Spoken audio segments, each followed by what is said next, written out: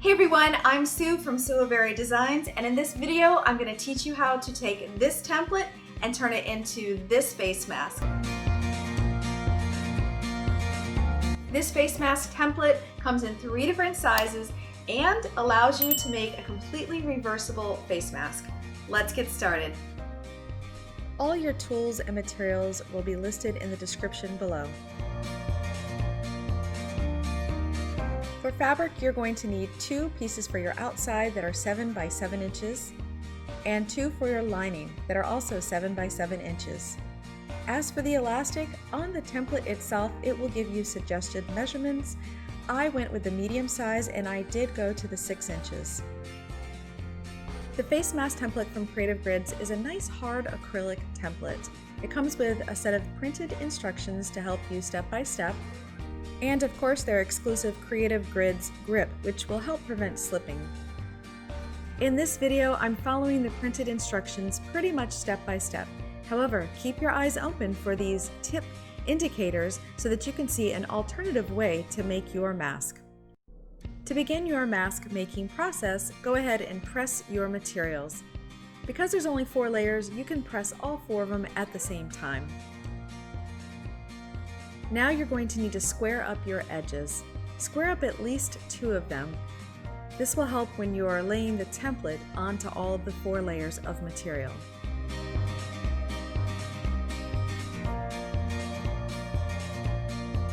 Along the top curved edge of the template, that's actually where your nose is going to be, but we're going to be cutting this on the lower right hand corner simply by choosing which size you would like to use.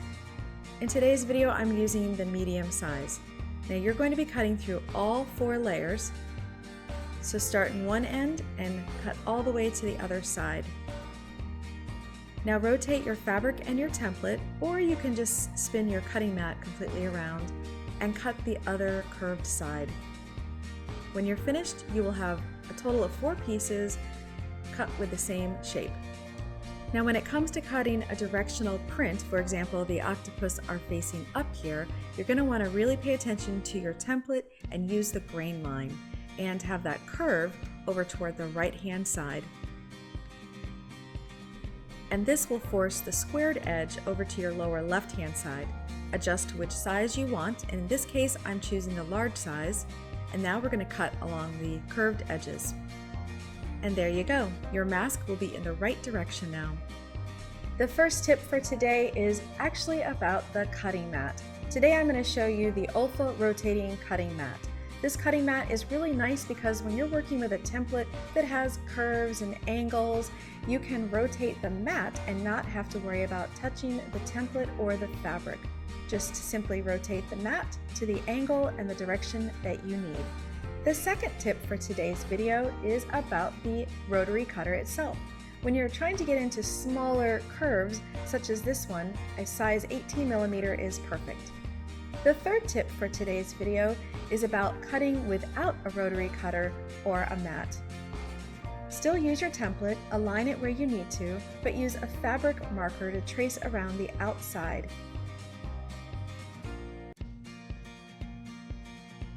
Once you're finished marking, go ahead and put a couple of straight pins through all the layers just to help secure it before you go to cut. And now you can cut through all 4 layers at the same time.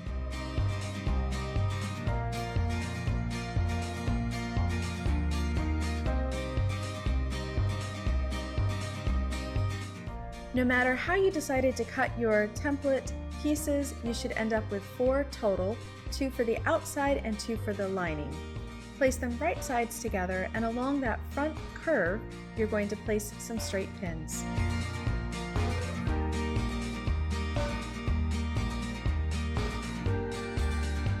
Set your sewing machine up with matching thread in the top and bottom and a brand new needle. You're going to set your machine up to sew 1/4 inch seam allowance from that curved edge. Sew the outside and also the lining.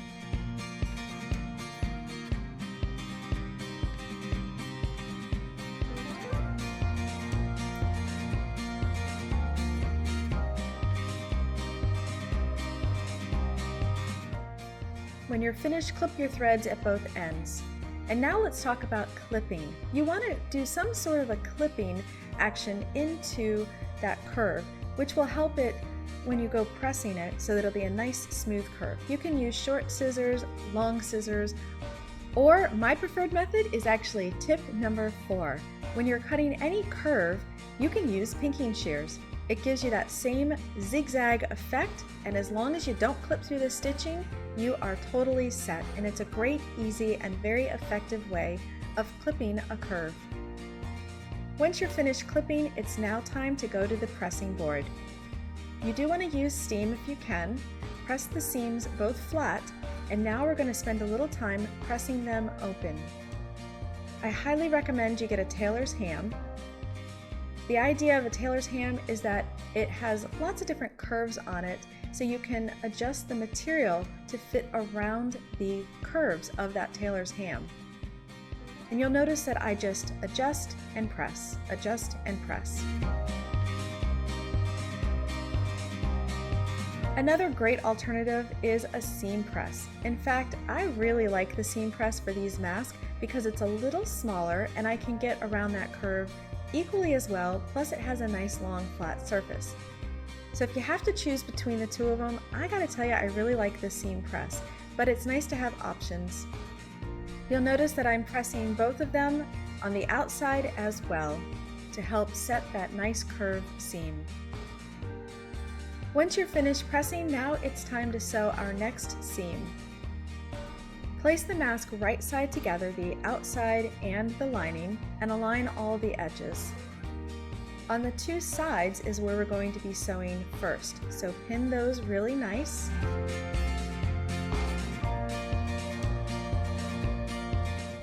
You'll notice I also pin at the top edge just to help hold it in place, which we can remove in a moment. Set your machine for 1/4 inch seam allowance from that side seam edge and sew on both of the seams.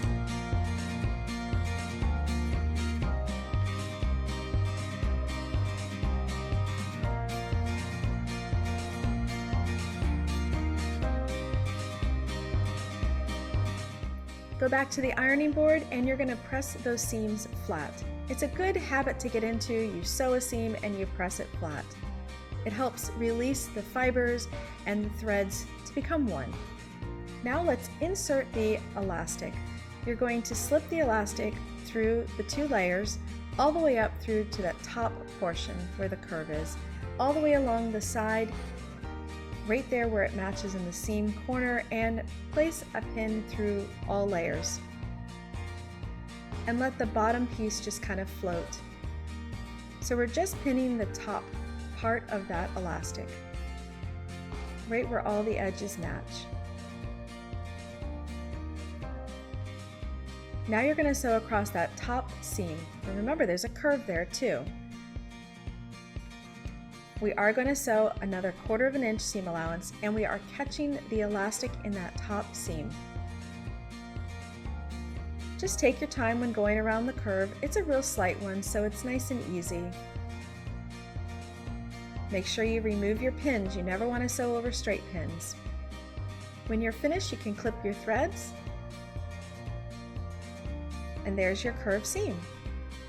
Again, with any curved seam, you can use those pinking shears to help when you're turning your seam right side out.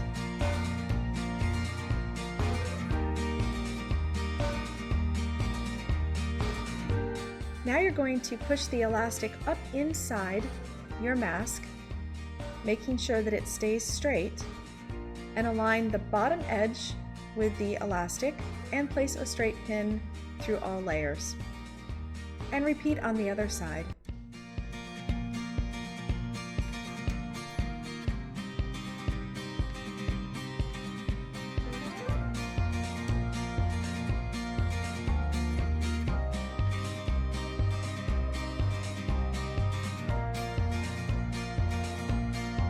Go ahead and pin that center seam as well. That way it helps stay nice and flat, because your next stitch is to sew 1/4 inch at the bottom, but make sure you leave a little bit of an opening. I left about 2 inches, which helps get my fingers inside there for turning right side out. Again, we're going to sew a 1/4 inch seam allowance. You'll notice that I backstitch at the beginning and end right before that opening and after the opening. And make sure that you don't stitch over any of the extra pieces of elastic. You just want to stitch over that one tiny little bit that's in the seam allowance. And then you can backstitch and clip your threads. Alright, the stitching looks great and you have your 2 inch opening. Now on the corners, I do like to clip them kind of miter on a 45-degree angle, which will just help when turning right side out to get nice crisp points. When turning right side out, I use the Easy Point and Turner. You just take the thin end, pop it into your project, go all the way to the far corner, clamp down, and then turn right side out. It makes turning projects right side out so easy. You can even use the pointed end to kind of help pop out your corners. Just be careful not to pop too much because you don't want the seam to get distorted or to tear. Repeat on all 4 corners. Give your little mask a pop, and now it's time to smooth out the edges. And I do what, I don't know, I call it the roly-poly, where I'm literally just kind of rolling the seam so that the seam allowance lays flat inside, which is great when you get to pressing. You're going to want to press along all the outside flat edges.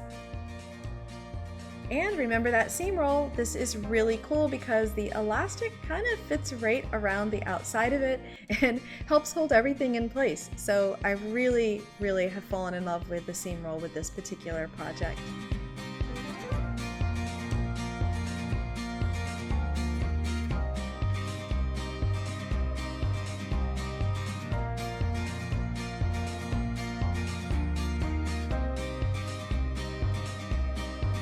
You can also use your tailor's ham again, especially when you get around those curves. And you'll notice that I just grab hold of the elastic and force that mask curve around the edge of the tailor's ham and give it a good press. And because technically this mask is reversible, go ahead and touch up the lining with pressing and make sure everything lays nice and flat too. And now it's time to add the pleats. Now the pleats are optional, but everybody I put the mask on ended up needing the pleats.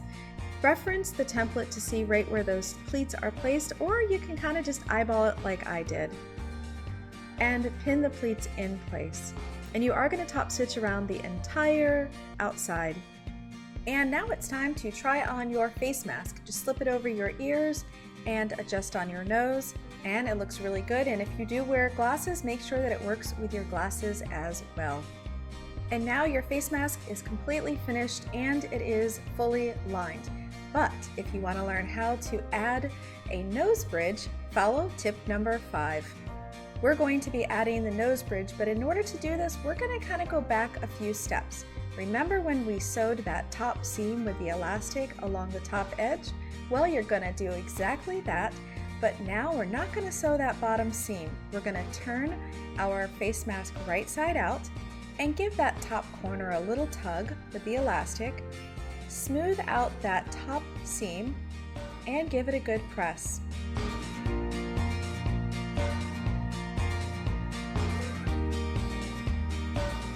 Now take your nose bridge and we're going to use it as a measuring device. About a 1/4 inch on either side of the nose bridge, place some pins. This is going to show us where to sew our casing. You're going to sew a 1/2 inch casing, just like that. Now you're going to take your nose bridge and slip it up inside the face mask and through that little casing. And align the center of the nose bridge with the casing. Now go back to your sewing machine and you're going to close that little casing on either side. Just stitch right over. And there you go. Now you've got your nose bridge casing and the nose bridge is all perfect inside. Now you're going to go back to what would have been the step where you're going to take your elastic and put it up inside, pin the elastic in place on either side,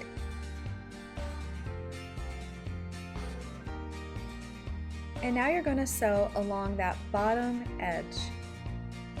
Don't forget to leave the opening. Remember, it was about 2 inches. And there you go, all stitched up, and there's your opening.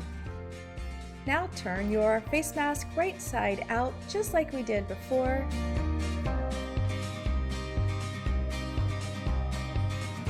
You're going to just smooth out your seam and press.